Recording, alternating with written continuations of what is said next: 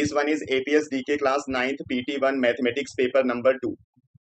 First paper is completely solved in 2 different video. You can go through the channel and find out these 2 video with the complete answer. In this we are going to discuss section A and section B. We first start with section A, in which 10 different objective problems are asked. The first one is the polynomial of degree.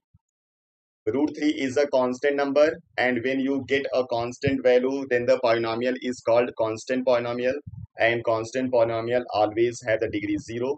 That's why the option is B. Question number 2.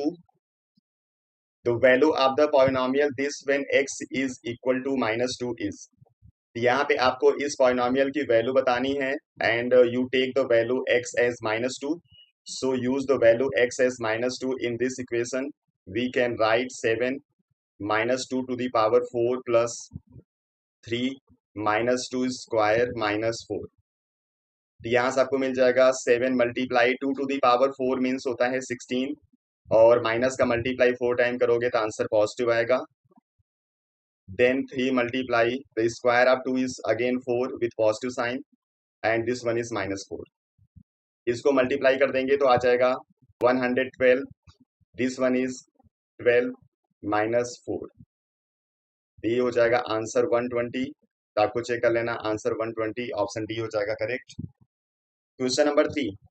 Which of the following is equal to x power 3. इसमें किसकी value x power 3 के बराबर होगी. यहाँ से minus कर दोगे तो रिजल्ट यही रहेगा. इसको मल्टीप्लाई करोगे तो x की पावर 9 आएगा. इसको डिवाइड कर दोगे तो x की पावर 3 आएगा, और इसको सॉल्व करोगे तो x की पावर हो जाएगा 18. इसलिए ऑप्शन आपका हो जाएगा सी. फोर्थ प्रॉब्लम है which of the following is rational. इसमें रेशनल नंबर बताना है. Pi non terminating non recurring number है, मतलब irrational. This one is again irrational. 0/4 and 4/0. Rational number is all those number which can written in the form of p/q, where q never be equal to 0. q 0 नहीं होना चाहिए. इस वाले में q 0 हो गया तो इसको नहीं लिखना है. यहाँ पे p 0 हो सकता है, q बस 0 नहीं होना चाहिए. ये p/q के फॉर्म में लिखा गया है, इसलिए इसका आंसर हो जाएगा बी. क्वेश्चन नंबर 5 में on simplifying this we get. इसको सिंप्लीफाई कर देना है. तो आपके पास नंबर है √5 plus √7 whole to the power 2. मतलब इसको a प्लस बी के होल स्क्वायर से आपको ओपन करना है. तो आप लिखोगे a स्क्वायर मतलब √5 square plus b square means √7 square plus 2 into ab means √5 into √7. And after solving this you get √5 square as 5. This one is 7 and it become 2√35. And after solving this you get result as 12 plus 2√35.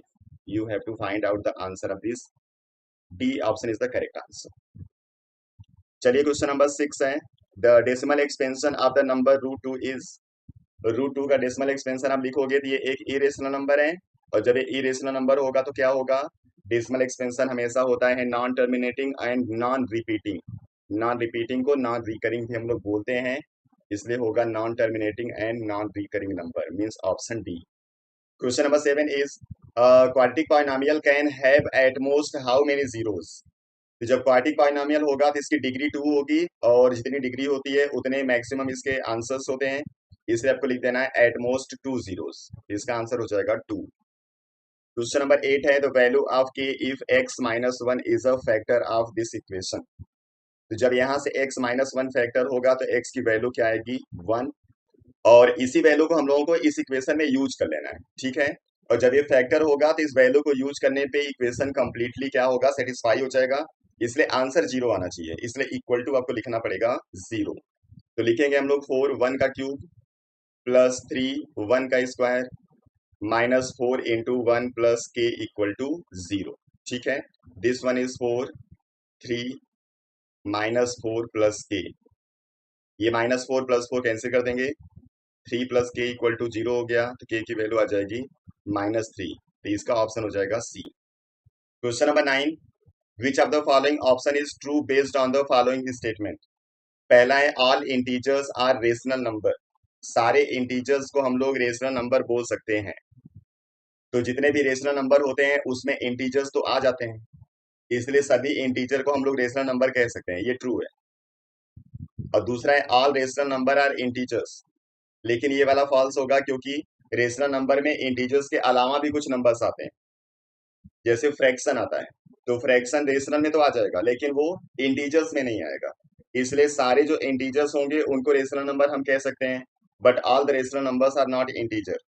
इसलिए इसका statement 1 हो जाएगा true और statement 2 हो जाएगा false. ठीक है। Question number 10, the square root of which number is rational. किसका स्क्वायर रूट रेशनल होगा, तो आपको चेक कर लेना इसमें कौन सा नंबर होगा जिसका स्क्वायर रूट हम लोग निकाल सकते हैं। ठीक है। तो जो सी ऑप्शन है, अगर इसको देखो तो लिखा है 0.04, इसका स्क्वायर रूट करना है।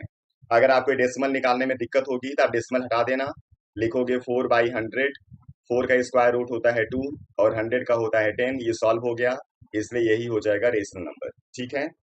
ये हो गया कंप्लीट सेक्शन ए। अब हम लोग चलते हैं सेक्शन बी में। फर्स्ट प्रॉब्लम है means question number 11, 256 to the power 0.16 multiply 256 to the power 0.09। अगर इन दोनों को सॉल्व करोगे, बेस सेम है, पावर अलग अलग, तो पावर ऐड हो जाएगा, तो लिखोगे 256 to the power 0.25। अब इसको अगर आप डेसिमल को लिखना चाहो फ्रैक्शन में तो लिख दोगे 256 to the power 1/4। ठीक है। 1/4 कैसे आएगा, ये 0.25 है, इसको लिखोगे 25/100 और सॉल्व करोगे तो 1/4 आएगा। ठीक है। अब इसी 256 का फैक्टराइजेशन कर दो और इसके पावर जो भी आएगा उसको इस पावर के साथ आप इक्वेट कर लोगे, सॉल्व करने के बाद आपको आंसर मिल जाएगा। ठीक है। तो 256 का फैक्टराइजेशन कर दो, 2128 264 232, ये 32 2 के पावर 5 होता है, तो 2 के पावर 5 ये और 3 ये हो जाएगा 2 के पावर 8। ठीक है। तो लिख देंगे यहाँ 2 के पावर 8 और पावर 1/4 है तो पावर पावर मल्टीप्लाई होगा, आ जाएगा ये 2 के पावर 2 और 2 के पावर 2 का मतलब होता है 4, इसलिए इसका आंसर आ जाएगा 4। ठीक है। क्वेश्चन नंबर 12 में इसको सिंप्लीफाई करना है, मतलब दोनों को मल्टीप्लाई करना है। और आपको मालूम है कहीं पे भी a माइनस बी और जब a प्लस बी आप लिखते हो मतलब same number with opposite sign, यहाँ पे एक आइडेंटिटी यूज होती है a square minus B square, यानी यहाँ पे फर्स्ट नंबर का स्क्वायर कर देना है और दूसरे नंबर का स्क्वायर और दोनों का कर देना है डिफरेंस। तो पहला नंबर यहाँ पे 5 है इसलिए 5 का स्क्वायर करोगे, दूसरा नंबर √6 है तो इसका स्क्वायर करोगे, तो सॉल्व करने पे आ जाएगा 25 माइनस 6, मतलब इसका आंसर हो जाएगा 19। इसका आंसर आपको लिख देना है 19। ठीक है। अब चलिए क्वेश्चन नंबर देख लेते हैं हम लोग 13, जहाँ पे आपको एक दिया हुआ है पॉलिनोमियल और कह रहा है कि जब इसको डिवाइड करोगे x-1 से तो रिमाइंडर क्या आएगा। इसको हम लोग रिमाइंडर थ्योरम से सॉल्व करेंगे। जब x-1 से इसको डिवाइड करना होगा मतलब x की वैल्यू यहाँ से हम लोग यूज करेंगे 1 और इसको यहाँ पे पुट कर देंगे, जो आंसर आएगा वही रिमाइंडर होगा। तो आप लिखोगे 1 के पावर 101 माइनस 1 और 1 के पावर आप कोई भी नंबर लिख लो, इसकी वैल्यू हमेशा 1 आती है, तो 1 माइनस 1 करने पे 0 आएगा, मतलब इसका रिमाइंडर आपको लिख देना है 0। ठीक है। अब चलिए इसके बाद हम लोग देखते हैं इसके आर वाले प्रॉब्लम को। Using the factor theorem to determine whether G X is a factor of P X. आपको बताना है कि इसका क्या जी एक्स एक फैक्टर है, तो सेम वैसे आपको इसको सॉल्व करना है। हम लोग यहाँ इस फैक्टर से x की वैल्यू निकालेंगे तो ये वैल्यू आएगा -1। अब इस वैल्यू को इस इक्वेशन में हम लोग यूज करेंगे, अगर आंसर आएगा 0 तो बोलेंगे फैक्टर है और अगर 0 नहीं आएगा तो बोल देंगे फैक्टर नहीं है।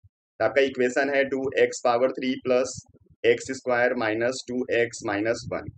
अब यहाँ पे x की जगह यूज करना है -1, ये हो गया -1 का क्यूब प्लस -1 का स्क्वायर 2 इंटू -1 और -1। ये सॉल्व करोगे तो -1 का क्यूब करने पे -1 आएगा और इसका 2 से इंटू करोगे तो -2, ये -1 का स्क्वायर करोगे तो +1 हो जाएगा, ये -2 इंटू -1 करोगे तो +2 हो जाएगा, ये -1, ये माइनस प्लस 1 कैंसिल, -2 + 2 कैंसिल, सारा कैंसिल होके आंसर आ गया 0। इसलिए आपको बोल देना है कि yes x+1 is the factor of equation this. ठीक है।